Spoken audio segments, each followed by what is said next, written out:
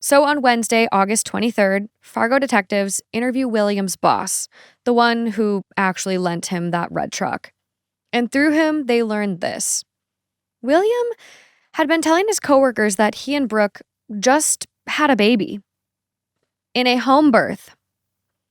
Which leads us to our fifth clue, that Walmart trip and what William was purchasing. So the detectives, they go back to Walmart, they get a copy of William's receipt to see exactly what he purchased, and sure enough, he purchased a pack of newborn-sized diapers. Detectives at this point want to make absolutely sure it was William, so they requested to see the store's security footage too, which confirmed what investigators already knew. William went to Walmart, and there he was on camera purchasing baby diapers. Now they've decided they want to fill out the paperwork to get a real search warrant for William and Brooke's apartment. Which, this long. I know. They reportedly do by Wednesday morning, which is 4 days into the search for Savanna. But they don't use the warrant that morning.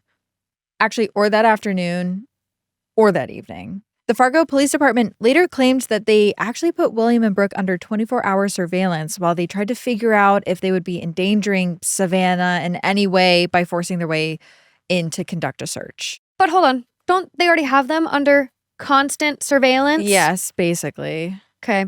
But so they're thinking that Savanna is in there. They don't know, but they just don't want to go in because they don't know if it'll endanger her in some way. Yeah. But the next day, that's when the police department seemed like they were ready to move.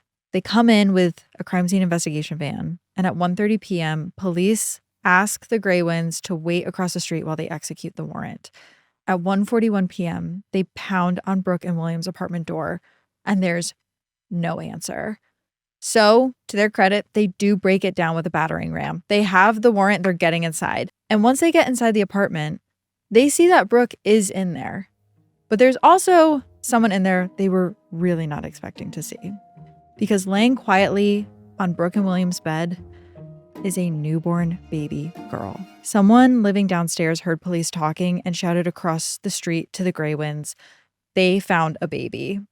If the baby was Savanna's daughter, as the officers realized it must be, then she was 4 weeks premature and she might need urgent medical care. So they bundled the baby off to Sanford Children's Hospital, ignoring the Greywinds' request to see or hold her. Ashton, presumed to be the baby's father, was across the street with Savanna's family, but he wasn't allowed to see his newborn daughter either. Instead, the baby was placed in the custody of Cass County Social Services, with no visitors permitted until the authorities could determine who the child's lawful parent or guardian was. Then detectives took Savanna's toothbrush and dirty clothing from her family's apartment to collect DNA, make sure that the baby was in fact hers. Meanwhile, Brooke was arrested at the apartment, and another team of officers arrested William at work. And unfortunately, even with all of this that they gathered, there were still no leads on Savanna herself. So let's go back and revisit when Brooke initially told William she was pregnant. So here's what we know about at least what William says about his experiences during Brooke's pregnancy. He claims at first he was thrilled. He even told all of his friends and coworkers at a local roofing company that he was about to be a dad again.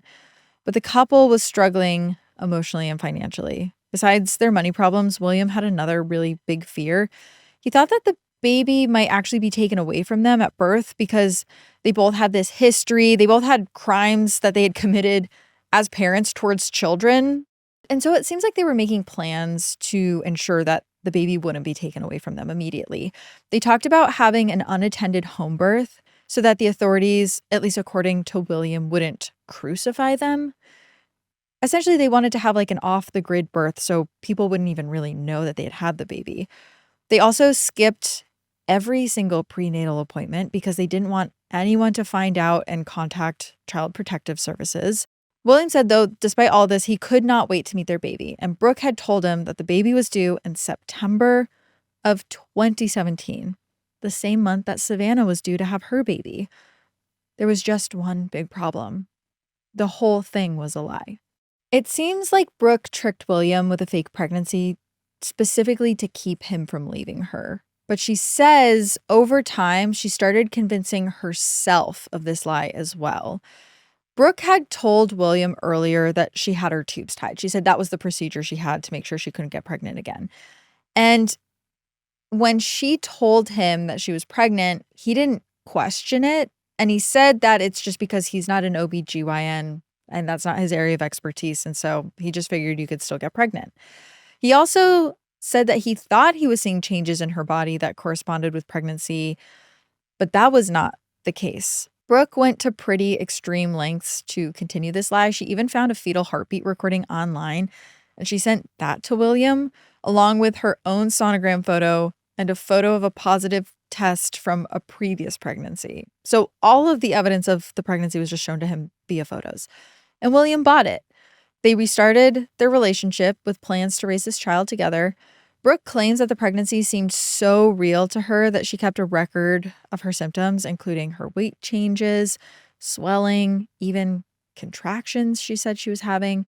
And according to Brooke, William didn't get suspicious of this fake pregnancy until August 6th, when they had a really big fight about it. And eventually the truth came out. That's when he hit her. He said he had already told everyone he knew about this baby.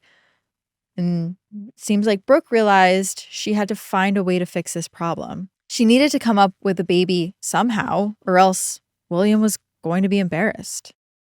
Conveniently, her downstairs neighbor was due right around the time that Brooke told people that she would be expecting. And now it was just a matter of figuring out how to make that baby her own.